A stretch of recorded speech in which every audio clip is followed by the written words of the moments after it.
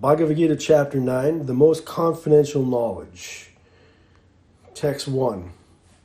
The Supreme Lord said, "My dear Arjuna, because you are never envious of me, I shall impart to you this most secret wisdom, knowing which you shall be relieved of the miseries of material existence. This knowledge is the king of education, the most secret of all secrets. It is the purest knowledge, and because it gives direct perception of the self by realization, it is the perfection of religion. It is everlasting, and it is joyfully performed. Those who are not faithful on the path of devotional service cannot attain me, O conqueror of foes, but return to birth and death in this material world. By me, in my unmanifested form, this entire universe is pervaded. All beings are in me, but I am not in them.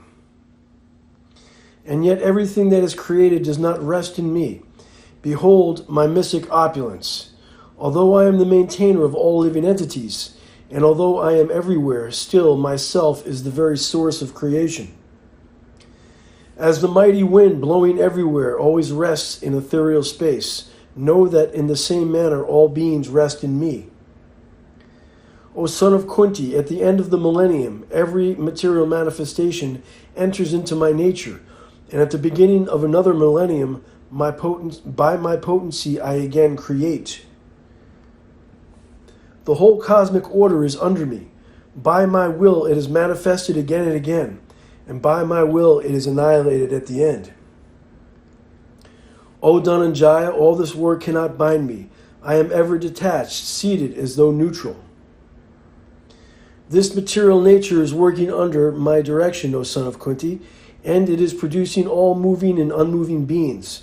By its rule, this manifestation is created and annihilated again and again.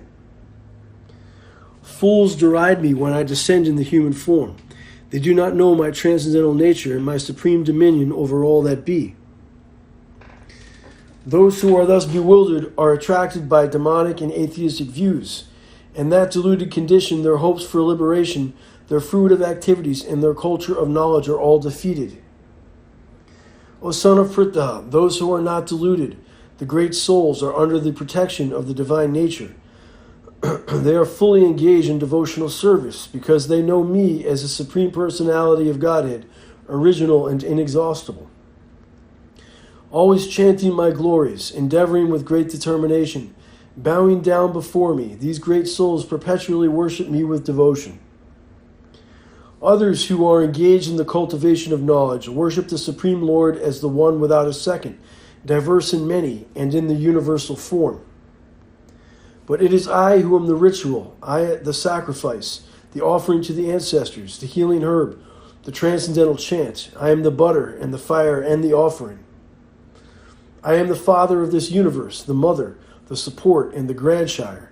I am the object of knowledge, the purifier and the syllable Om. I am also the Rik, the Sama, and the Yajur Vedas. I am the goal, the sustainer, the master, the witness, the abode, the refuge, and the most dear friend. I am the creation and the annihilation, the basis of everything, the resting place and the eternal seed. O Arjuna, I control heat, the rain, and the drought. I am immortality, and I am also death personified. Both being and non-being are in me. Those who study the Vedas and drink the Soma juice, seeking the heavenly planets, worship me indirectly. They take birth in the planet of Indra, where they enjoy godly delights.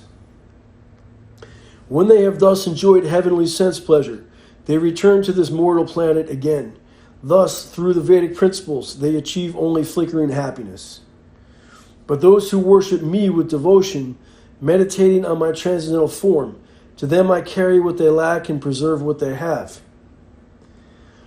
Whatever a man may sacrifice to other gods, O son of Kunti, is really meant for me alone, but it is offered without true understanding. I am the only enjoyer and the only object of sacrifice. Those who do not recognize my true transcendental nature fall down. Those who worship the demigods will take birth among the demigods. Those who worship ghosts and spirits will take birth among such beings.